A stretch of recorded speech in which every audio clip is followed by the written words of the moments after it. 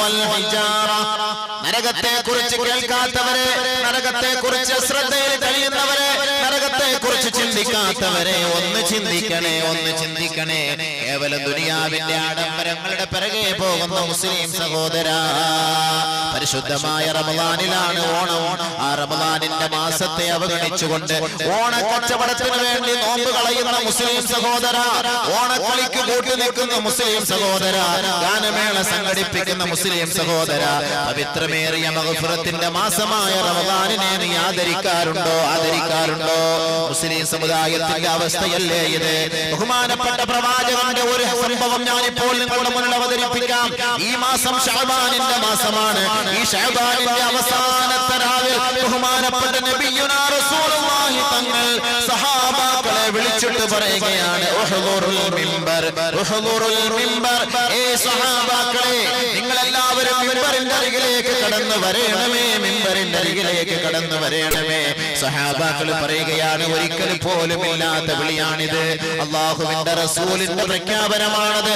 ഫഹളർനാ, ഞങ്ങൾ അങ്ങനെ അല്ലാഹുവിന്റെ റസൂൽ വിളിച്ചപ്പോൾ, ക്ഷണിച്ചപ്പോൾ മദീന പള്ളിയുടെ ഉമ്മറപ്പടിയിലേക്ക് ഞങ്ങൾ ഓടിയെത്തി. ആ പരിശുദ്ധ പ്രവാചകന്റെ ഹദ്റത്തിൽ പോയി ഞങ്ങൾ സന്നിഹിതരായിരുന്നു. അങ്ങനെ ഞങ്ങൾ എല്ലാവരും ഒരുമിച്ച് കൂടിയപ്പോൾ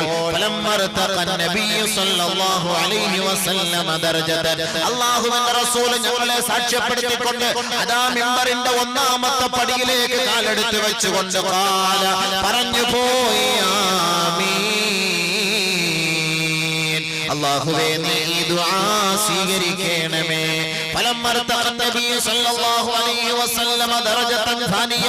രണ്ടാമത്തെ പടിയിലേക്ക് കാലെടുത്ത് വെച്ചുകൊണ്ട് അല്ലാഹുവിന്റെ റസൂൽ വീണ്ടും പറഞ്ഞു പോയി, ആമീൻ. പടച്ചവനെ, ദുആ നീ സ്വീകരിക്കണമേ.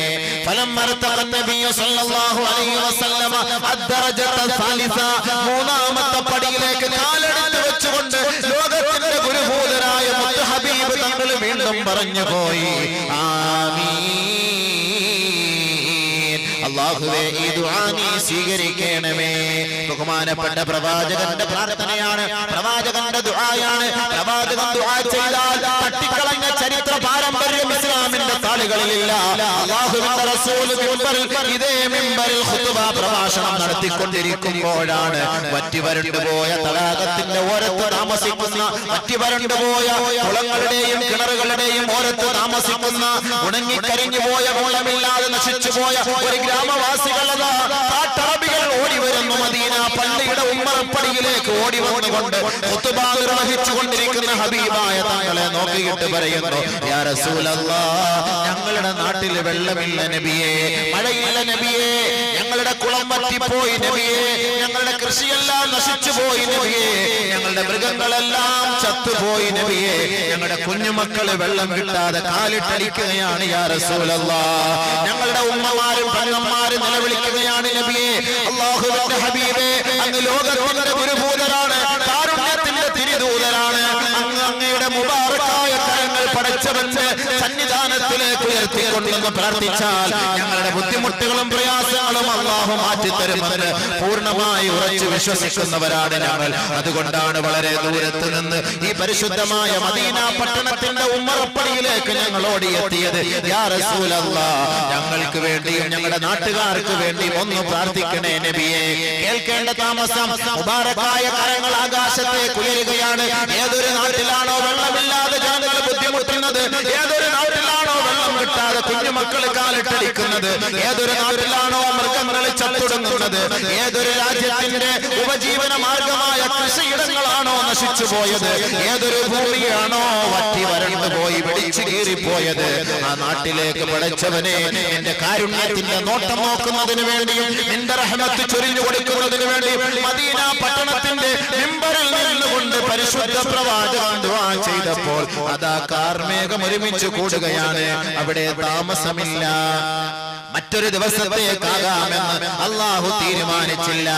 എല്ലാ പ്രവാചകന്മാരെക്കാളും ഏറ്റവും കൂടുതൽ ഇഷ്ടപ്പെട്ട ഹബീബായ തങ്ങൾ, ആ തങ്ങൾ കരങ്ങൾ ഉയർത്തി കഴിഞ്ഞാൽ ആ കരങ്ങൾ ശൂന്യമായി വെറുതെ താഴ്ത്തുന്ന സ്വഭാവമല്ല പടച്ച തമ്പുരാന്റേത്. അല്ലാഹു സുബ്ഹാനഹു വ തആല ഹബീബായ തങ്ങളുടെ ദുആ സ്വീകരിച്ചു പോയി. ഭയങ്കരമായ നിലയിൽ അല്ലാഹു മഴ വർഷിപ്പിച്ചു കൊടുത്തു. ആ നാടിനെ കാരുണ്യം കൊണ്ട് റഹ്മത്ത് കൊണ്ട് പൊതിയുകയാണ്. കുളങ്ങൾ നിറയുകയാണ്, തടാകം നിറഞ്ഞുപോയി, കിണറുകളെല്ലാം നിറഞ്ഞുപോയി. മക്കൾ കുടിച്ചു, ജനങ്ങൾ കുടിച്ചു.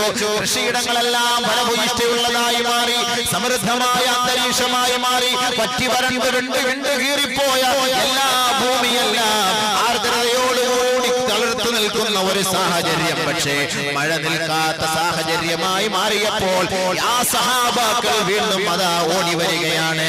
പരിശുദ്ധ പ്രവാചകന്റെ ഹദറത്തിലേക്ക് വന്നുകൊണ്ട് പറഞ്ഞു, യാ റസൂലല്ലാഹ്, യാ റസൂലല്ലാഹ്, ഇതേ അവസ്ഥ തുടർന്നു പോയാൽ ഞങ്ങളുടെ നാട് നശിച്ചു പോകും നബിയെ. അതുകൊണ്ട് തൽക്കാലം ഈ മഴ ഒന്ന് നിർത്തിത്തരൂ ഹബീബേ. സാറ്റലൈറ്റിന്റെ ലോകമല്ലേ ഇത്? കമ്പ്യൂട്ടറിന്റെ ലോകമല്ലേ ഇത്? ഇന്റർനെറ്റിന്റെ ലോകമല്ലേ ഇത്? പരിശുദ്ധ പ്രവാചകൻ ഇന്റർനെറ്റോ സാറ്റലൈറ്റോ ഒന്നുമില്ലാത്ത കാലഘട്ടത്തിൽ ചൂണ്ടാണി വിരൽ കൊണ്ട് കാർമേഘത്തെ നിയന്ത്രിച്ചു മുഹമ്മദ് മുസ്തഫ സല്ലല്ലാഹു അലൈഹി വസല്ലം. മഴ താൽക്കാലികമായി നിന്നു. വെയിലുമായി നബിയുടെ ഹദറത്തിലേക്ക് വന്ന സഹാബാക്കൾ മഴയുമായി തിരിച്ചുപോയി. മഴയുമായി നബിയുടെ ഹദറത്തിലേക്ക് വന്ന സഹാബാക്കൾ വെയിലുമായി തിരിച്ചുപോയി. ആരുടെ ദുആയുടെ ബർക്കത്ത്? ഹബീബായ മുഹമ്മദ് മുസ്തഫ തങ്ങളുടെ ദുആയുടെ ബർക്കത്ത്. ആ ഹബീബായ തങ്ങളാണ് പരിശുദ്ധമായ മദീന പള്ളിയുടെ ഉമ്മറപ്പടിയിൽ കയറിയിട്ട് പറഞ്ഞത്, ആമീൻ ആമീൻ ആമീൻ. അല്ലാഹുവേ ദുആ സ്വീകരിക്കണമേ, അല്ലാഹുവേ ദുആ സ്വീകരിക്കണമേ, അല്ലാഹുവേ ദുആ സ്വീകരിക്കണമേ. സഹാബാക്കളെല്ലാം പരസ്പരം നോക്കിയ, ഇന്നേ വരെ ഇങ്ങനെ ഒരു സംഭവം ഉണ്ടായിട്ടില്ലല്ലോ, ഇപ്പൊ എന്താ നിബിധങ്ങൾ ഇങ്ങനെ ദുആ ചെയ്തത്? നമ്മൾ ഇന്ന് വരെ ഇങ്ങനെ കേട്ടിട്ടില്ലല്ലോ. നമ്മൾ എത്രയോ ഖുത്ബായിലും എത്രയോ പ്രഭാഷണങ്ങളിൽ നമ്മൾ പങ്കെടുത്തവരാണ്, പക്ഷെ ഇന്ന് വരെ നമ്മൾ ഇങ്ങനെ കേട്ടിട്ടില്ല. എന്ത് സംഭവിച്ചു? നോക്കുകയാണ് സഹാബാക്കൾ. പക്ഷെ ആരും ഒന്നും മിണ്ടിയില്ല. എന്താ സംഭവിക്കുന്നത്? ആമീനൊക്കെ പറയുന്നത് കേട്ടു, എല്ലാം പറഞ്ഞു കേട്ടു. നബി സല്ലല്ലാഹു അലൈഹി വസല്ലമ തങ്ങൾ എല്ലാം കഴിഞ്ഞ് താഴേക്ക് ഇറങ്ങി വരുന്നു. ഫലമ്മാ നസല മിനൽ മിൻബർ, മിമ്പറിൽ നിന്ന് നബിയുനാ റസൂലുള്ളാഹി സ്വല്ലല്ലാഹു അലൈഹി വസല്ലമ താഴേക്ക് ഇറങ്ങി വന്നപ്പോൾ ഫഖുൽനാ യാ റസൂലല്ലാഹ്, അല്ലാഹുവിന്റെ റസൂലേ, ഞങ്ങൾ ചോദിച്ചു പോയി. സഹാബാക്കൾ പറയുകയാണ്, ഞങ്ങൾ ചോദിച്ചു പോയി, യാ റസൂലല്ലാഹ്, ലഖദ് സമിഅനാ മിൻകൽ യൗമ ശൈആ മാ കുന്നാ നസ്മഉഹു യാ റസൂലല്ലാഹ്. ഇന്നേ വരെ ഞങ്ങൾ കേട്ടിട്ടില്ലാത്ത സംഭവമാണ് ഹബീബേ, അങ്ങയുടെ നാവിൽ നിന്ന് ഇന്ന് ഞങ്ങൾ കേട്ടത്. എന്താണ് ഹബീബേ അതിന്റെ അർത്ഥം? ഞങ്ങൾക്കൊന്ന് വിവരിച്ചു തരുമോ? തങ്ങളുടെ സ്വഹാബാക്കൾ ചോദിച്ചു. എന്ത് പേക്കോലത്തിനും കൂട്ടു നിൽക്കുന്നു. അവർ മനസ്സിലാക്കട്ടെ ഈ ദുആ എന്താണെന്ന പേരിൽ ബഹുമാനപ്പെട്ട സ്വഹാബാക്കൾ ചോദിച്ചു, യാ റസൂലല്ലാഹ്, ലഖദ് സമിഅനാ ഖറലഹു. ജിബ്രീൽ ദുആ ചെയ്യുകയാണ്, എന്നെ കൊണ്ട് ആമീൻ പറയിപ്പിക്കുകയാണ്. മഗ്ഫിറത്തിന്റെ മാസമല്ലയോ റമദാൻ? ഏത് പാപികളുടെയും പാവങ്ങൾ അല്ലാഹുവിനോട് ചോദിച്ചാൽ, കേണപേക്ഷിച്ചാൽ, പൊട്ടിക്കരഞ്ഞുകൊണ്ട് പടച്ച തമ്പുരാനോട് ആവലാതിപ്പെട്ടാൽ അവന് വേണ്ടി മഗ്ഫിറത്തിന്റെ വാതിൽ തുറന്നു കൊടുക്കുന്ന മാസമല്ലയോ റമദാൻ? ആ പരിശുദ്ധമായ റമദാൻ സമാഗതമായിട്ട് ഒരുവന്റെ പാപം പൊറുക്കപ്പെട്ടിട്ടില്ല എങ്കിൽ അവൻ അല്ലാഹുവിന്റെ കാരുണ്യത്തിൽ നിന്നും സ്വർഗ്ഗത്തിൽ നിന്നും അവൻ വിദൂരം പ്രാപിക്കട്ടെ എന്ന് ജിബ്രീൽ എന്ന മാലാഖ വന്ന് പ്രാർത്ഥിച്ചപ്പോൾ, ഏ സഹാബത്തെ, ഞാൻ പൊട്ടിപ്പോയി, ഞാൻ അത്ഭുതപ്പെട്ടു പോയി. പടച്ചവനെ, എന്റെ ഉമ്മത്തിനെതിരെയുള്ള പ്രാർത്ഥനയ്ക്ക് ഞാൻ ആമീൻ പറയുകയോ? നിബിധങ്ങൾ നമ്മൾ ദുഃഖിക്കാൻ അല്ലാഹുവിന്റെ റസൂല് ഒട്ടും ഇഷ്ടപ്പെട്ടിരുന്നില്ല. അല്ലാഹുവിന്റെ റസൂലിന്റെ അനുയായികളായ നമ്മൾ വേദനിക്കുന്നത് നബിതങ്ങൾക്ക് അസഹ്യമായിരുന്നു. ആ പ്രവാചകന്റെ അടുക്കൽ വെച്ചാണ് ജിബ്രീൽ എന്ന മാലാഖ ദുആ ചെയ്യുന്നത്, ബഅദ മൻ അദ്റക റമളാന ഫലം യുഗ്ഫർ ലഹു. പരിശുദ്ധമായ റമളാൻ സമാഗതമായിട്ട് ഒരുവന്റെ പാപം പൊറുക്കപ്പെട്ടിട്ടില്ല എങ്കിൽ അവൻ അല്ലാഹുവിന്റെ ശാപത്തിനും അല്ലാഹുവിന്റെ കോപത്തിനും വിധേയമാകട്ടെ. കാരുണ്യത്തിൽ നിന്ന് വിദൂരം പ്രാപിക്കട്ടെ, സ്വർഗത്തിന്റെ സുഗന്ധത്തിൽ നിന്ന് വിദൂരം പ്രാപിക്കട്ടെ എന്ന് ബഹുമാനപ്പെട്ട മാലാഖയായ ജിബ്രീൽ വന്ന് പ്രാർത്ഥിച്ചപ്പോൾ ഗത്യന്തരമില്ലാതെ സഹാബത്തെ ഫഖുൽതു ഞാൻ പറഞ്ഞു പോയി ആമീൻ.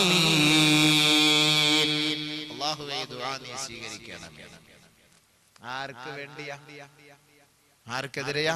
റമളാൻ മാസത്തില് ഓണം കളി ആഘോഷിച്ചോ, ഗാനമേള സംഘടിപ്പിച്ചോ, പരിപാടിക്ക് കൂട്ടുനിന്നോ? ഇവിടെ കഴിഞ്ഞ റമളാനിലൊക്കെ നമ്മൾ കണ്ടതാണ്.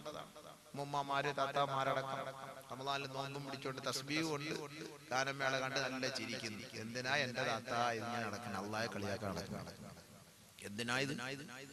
പരിശുദ്ധമായ റമളാനിന്റെ മാസം അന്നൊന്നും ഒരു പ്രതീക്ഷയില്ലാതെ, മഹത്വമില്ലാതെ കുടിച്ചു കൂത്താടി നടക്കുന്ന എത്രയോ മുസ്ലിം സഹോദരങ്ങൾ. ഇവന്റെയും മയ്യത്ത് അടക്കേണ്ടത് പള്ളിക്കാട്ടിലല്ലേ? ഇവനും മയ്യത്ത് നമസ്കരിപ്പിക്കേണ്ടത് നമ്മളല്ലേ? മദ്യപിക്കുന്നവരെ കുറിച്ച് എന്താണ് റസൂലുള്ളാഹി തങ്ങൾ പറഞ്ഞത്? നീ ഉദ്ദേശിക്കുന്ന ഒരു രസമാണല്ലേ? ഇതൊരു രസമാണ്. കുടിച്ചോ കുടിച്ചോ. ഞാൻ ഇന്നലെ പറഞ്ഞ പോലെ പരീക്ഷ ഹാളല്ല, അള്ളാഹ് ഒന്നും മിണ്ടൂല. കുടിച്ചോ കുടിച്ചോ കുടിച്ചോളൂ. ഇപ്പൊ നിന്നെ അടിക്കാൻ ആരെങ്കിലും വന്നു കഴിഞ്ഞാൽ ജാമ്യത്തിൽ കിടക്കാൻ ആളുണ്ട്, അടിക്ക് തടയിടാൻ ആളുണ്ട്.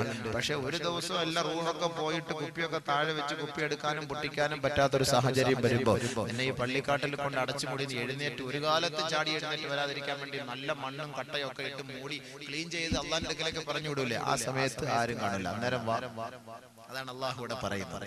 നേരം